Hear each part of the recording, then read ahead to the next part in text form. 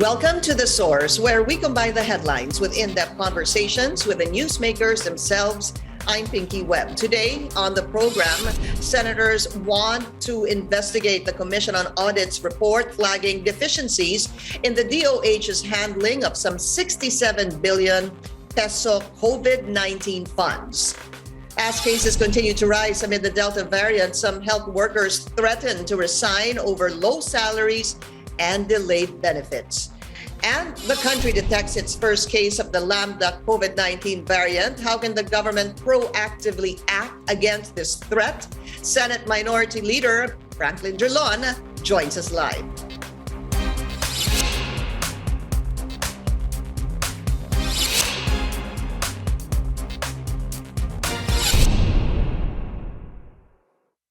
The Commission on Audit clarifies that its report on the Health Department's deficiencies in handling some 67 billion pesos in funds did not mention links to corruption.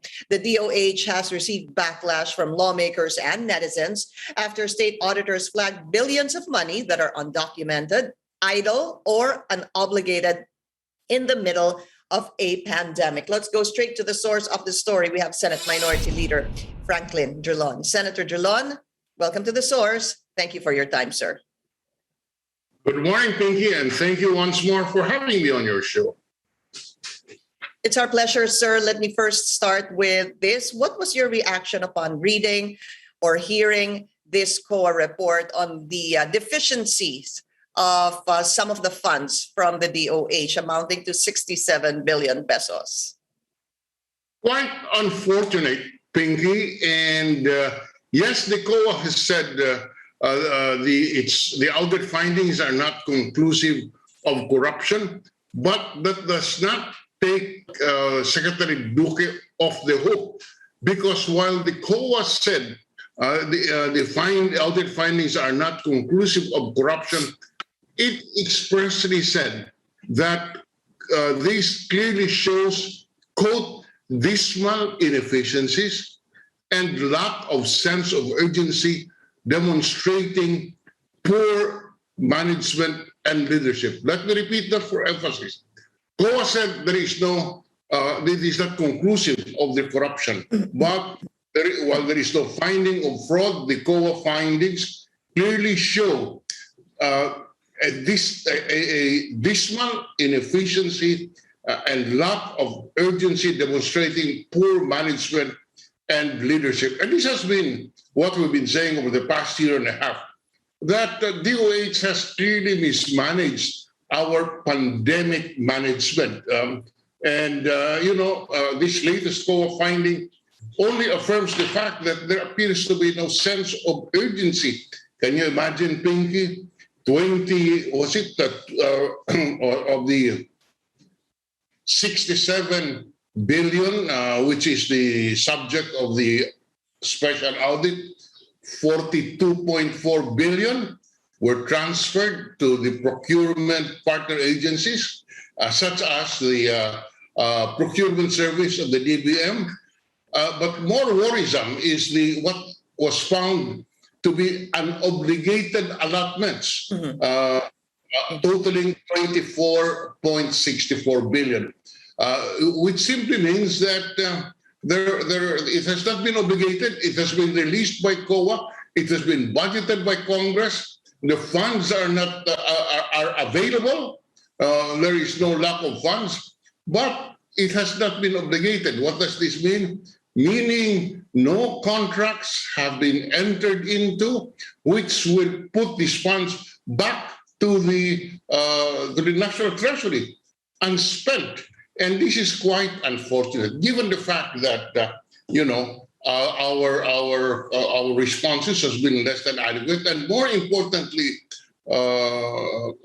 Pinky, prior to the pandemic in 2019, there was already a report from DOH itself that 3 out of every 4 DOH-run hospital have bed occupancy much higher than what it was authorized. I repeat that, 3 out of 4 DOH hospitals by DOH's own admission, has a bed occupancy rate which is more than its authorized bed capacity. 3 out of 4 hospitals suffer this. I do not even have access to what it was or what it is today. But you hear about people, patients lining up in the sidewalks. Isn't this a criminal? You have so much of the funds which are unobligated, so much of the funds which are placed in the procurement service of the DBM, and yet you have lack of ventilators, you have hospital beds deficiencies, and then you have our health personnel complaining that they have not been paid about their allowances. So this goes into the management ability of the Department of Health insofar as managing our pandemic is concerned. It's a very dangerous situation that we are in. The health system, Senator, it is already on the verge of collapsing. I hope it does not collapse, but all the signs are there, and the DOH is not helping any. 42 billion out of 67 billion was unobligated. Transferred to sister agencies. Why? Okay. And another thing, the COA said 24 billion was unobligated. Of the 42 billion that was transferred to the procurement agencies, the question asked is how much of this is unobligated? So it is not just 24 billion. From this so-called the procurement agency, the procurement service of the Department of Budget and Management, how much of the 42.4 billion transferred there for procurement, how much has been procured? So again, this is something that you must look into. Senator, it's good that we try to break this down because 67 billion pesos obviously is a lot of money. So we start with this. The COA said there is 67 billion in deficiency. They clarified that we are not saying that there is corruption. So we start with that. Let's break down the 67 billion. Let's go first to what you said about the 24.6 billion unused for public health or unobligated funds. Because if we look at that, below that is also 11.9 billion unused risk allowance or hazard pay. So ano ho ba tong 24.6 billion na sinasabi na unobligated funds? Because I heard you also mention na pati nga yung risk allowance hindi na bibigay. But if you look at the COA report, iba pa po yung hazard pay or unused risk allowance, which amounts to 11.9. So let's start with the biggest ticket here, the 24.6 billion. What does this mean? Ano ho ba yung unobligated funds? You said merong pera, pero hindi po nabigay o nagkaroon ng kontrata. How can you explain this to us? Ano ho ba ang unobligated funds? Just quickly, the process of spending public funds follows several steps. One, you start with the appropriation from Congress. Number two, after the budget is approved, then you issue the so-called allotment is issued to the different agencies for which these funds were allocated. And in the case of DOH, I think the Department of Health, there was about 72 or so billion, which was budgeted under the General Appropriations Act, under Bayanihan 1 and 2. It was I think it's 77 billion, Senator. I think it's 77 billion, not 72, for the Bayanihan 1 and 2 for the DOH. Yes, okay. Just so we can talk about a specific figure, 67 billion. And according to the COA, 24.6 billion was unobligated by the end of December, What does this mean? This means that this 64 billion was not covered, or was not, there were no contracts signed to obligate the 24.6 billion, meaning that if it is unobligated, it goes back to the general fund unless documents can be shown that indeed it was obligated. But right now, per court finding, 24.6 billion was not obligated. It means that it goes back to the National Treasury. But that's my question, Senator. If there was 24.6 billion that was unobligated, the first question that comes to mind is why? May pera, pwede pong puntahan yung 24.6 billion in so many things. I'll cite examples, top of mind, testing, contact tracing, even to modernize or increase the capacity of hospitals, as you mentioned a while ago, to buy hindi yung medicine, kasi iba pa yung medicine. That's another topic we need to discuss a little later on. But it just boggles my mind why there is 24 billion na hindi po nagamit. Saan ho ba dapat ito pupunta? Well, the COA said while they made it clear, they have found that the findings are not conclusive of corruption, but they maintain their conclusion that there is dismal inefficiencies and lack of sense of urgency, demonstrating poor management and leadership. This is what, in other words, the money was there, but because of the inefficiencies, they were not able to sign contracts which will now obligate these funds. And therefore, because of the lack of this action, then it goes back to the general appropriation, to the National Treasury. National Treasury. Again, to another appropriation. Okay, so that's one which obviously the DOH needs to reply to, no? Okay, so hindi po nagamit. Yung 24.6 in Filipino, may pera pero hindi na obliga. Hindi po nakakontrata. They didn't sign a contract, so this was not used. Let's talk about this, because the other thing is supposed to be there's 11.9 billion unused risk allowance and hazard pay. While, to be fair, there are some health workers who say that nakatanggap po sila. There's a number also of health workers who are saying hindi nila natanggap tong special risk allowance, yung kanilang for boarding, for transportation, yung kanilang meal allowance, even life insurance. Again, what kind of questions would you want to find out why there is almost 12 billion pesos in unused risk allowance and hazard pay? Well, that's true, Pinky. Our health personnel are complaining. They have not received their special risk allowance. On the internet, there was a nurse who showed her pay envelope for something like, I think, 7 for months. 6 months ending on December 30. It showed that the risk allowance was only something like 3,300 for the last 6 months. And this demonstrates and is an example of the result of the negligence.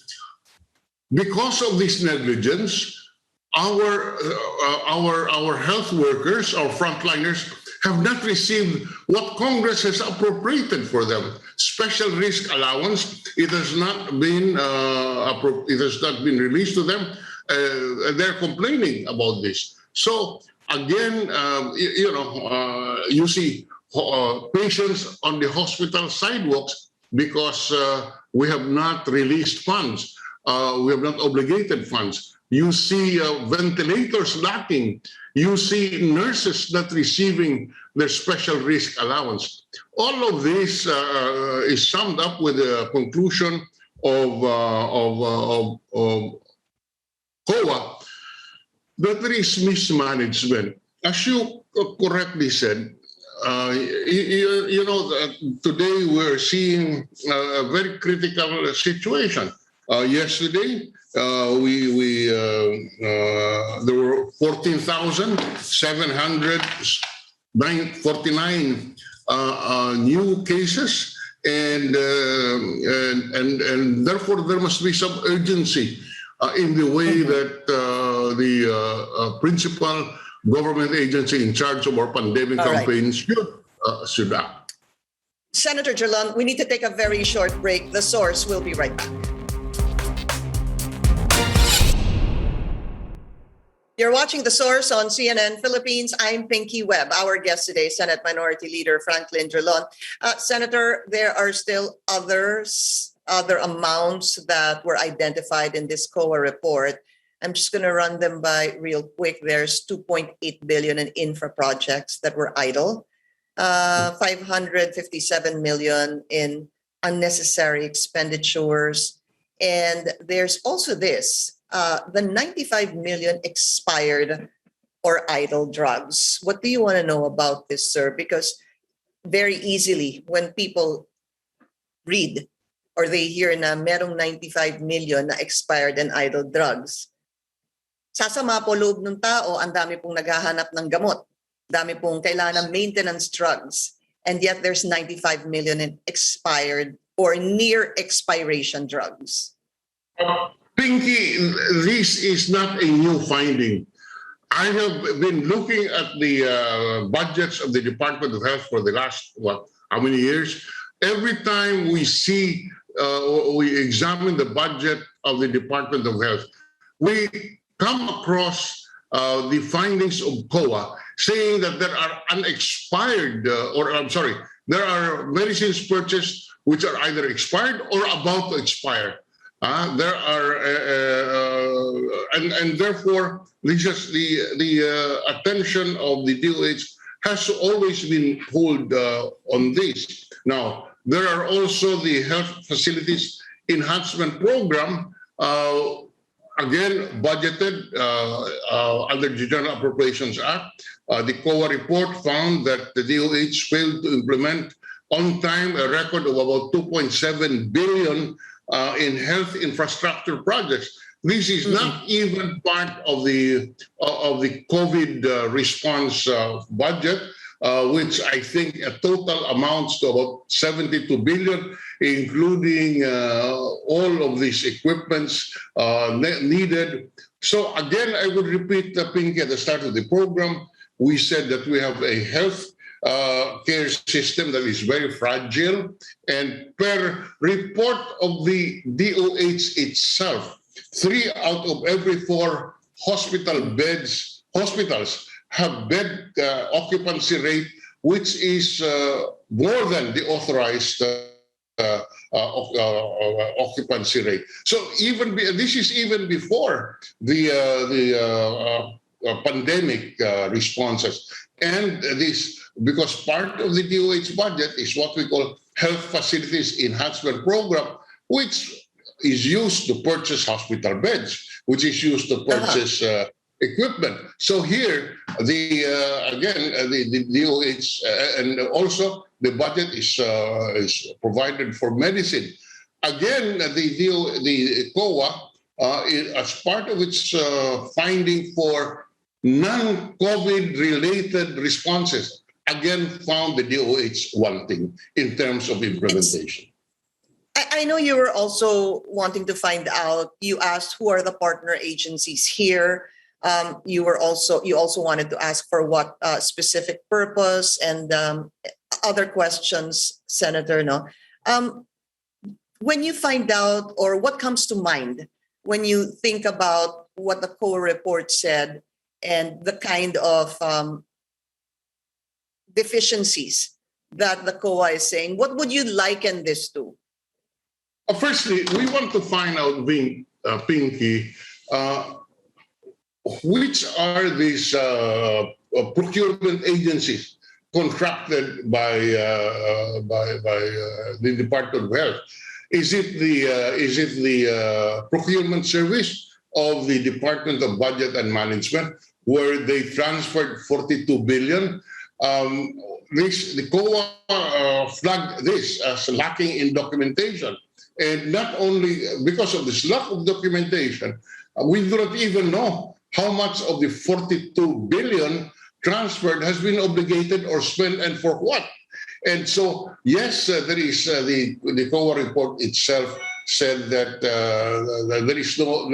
it is premature to say that there is corruption. But the fact, this practice of giving it to a procurement service or for another GOCC called Philippine Trading International Corporation or PTIC. Again, here, this is fraught or gives opportunity for corruption because this is like you place it in a hole, you do not know anymore where the money would go. This is precisely what we're saying. We will ask, which agency was the recipient of the 42 billion in COVID funds procurements? What documents were signed? Because the COA said there are no documents signed. How much of this were procured? And where is the balance today? Because look, under our system, you're supposed to spend the amounts allocated to the agency within 1 year or within the budget year. And therefore, if it is not spent, this cannot remain in the coffers of either the DOH or the procurement service of the DBM. It has to be returned to the National Treasury. And why is this rule? The rule is there because we want our agencies to be efficient, to exert effort so that the funds given to them are immediately obligated and spent. What is happening today is, with the COA finding, the whole thing, this system is not being followed, resulting in inefficiencies, resulting in our inability to address the pandemic, to address the pandemic efficiently. As you correctly said, the case of tracking, a lot of news reports about our inability to track and the ability to test our people, the people afflicted, and of course the vaccination or the treatment program. So, these are all interrelated, and if the system, if one aspect of the system is not implemented well, the other two, in the particular case of COVID-19, will necessarily fail. And given the deficiencies, deficiencies that the COA has found, certainly the objective of effectively fighting the pandemic remains to be a challenge. 1 year and a half already, we're still talking about our lack of a competent and valid contact tracing. We're still talking about the lack of sufficient testing. We're still talking about the lack of supply for our vaccine. And by the way, we may have funds, and there are representations that we have had sufficient supply for this year. There is also talk about the need for booster shots or for kids to be inoculated. I would call on the Department of Health, plan now, so that because it takes time. It takes months before, from the time the order is placed up to the time it is delivered to us. And at the rate we're going, I would think that we should now place our orders for these additional vaccines so that it will be with us by the first quarter or second quarter of next year. Otherwise, we will be again scrambling for supplies, and this is what probably COA is pointing to. It's a matter of life and death, as Vice President Lenny Robredo said. But while it is a matter of life and death, there appears to be no urgency in the way the Department of Health is managing our pandemic responses. Senator, again, we need to take a very short break. The Source will be right back.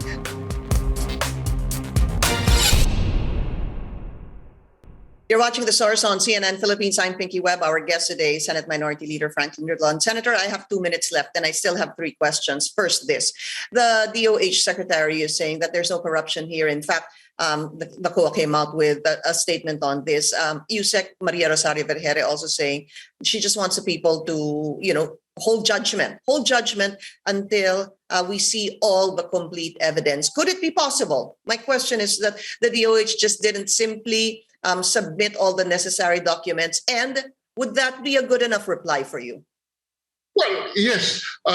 In fairness, we have not yet seen evidence of corruption. But as I have said at the very start, while there is no evidence of corruption, Secretary Duque is not off the hook because of the finding of I keep on repeating this. The finding of the COA is that there is the way the pandemic response has been conducted. There are dismal inefficiencies and lack of sense of urgency, demonstrating poor management and leadership.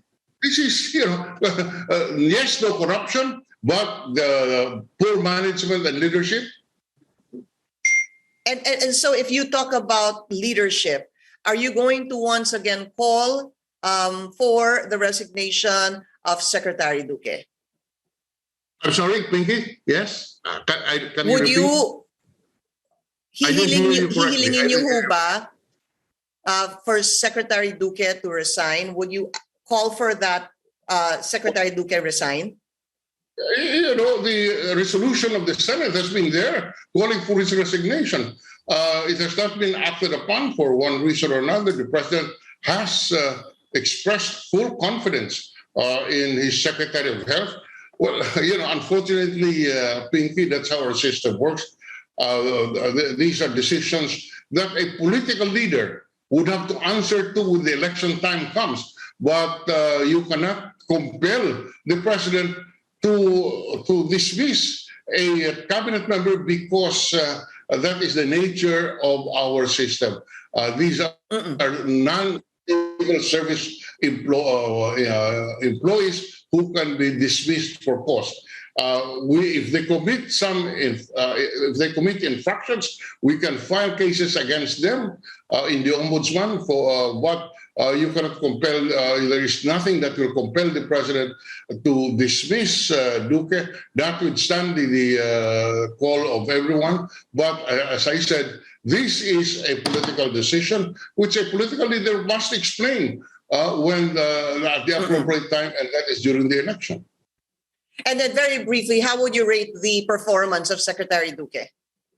Well, I don't have to add my own assessment. The COA itself said there is dismal inefficiency, there is lack of urgency, there is poor management, there is lack of leadership. And I guess that sums it all insofar as the COA is concerned. Senator Franklin Drilon, sir, thank you so much for your time. Thank you, Pinky, for having me again. And thank you for joining us here on The Source. I'm Pinky Webb. You're watching CNN Philippines.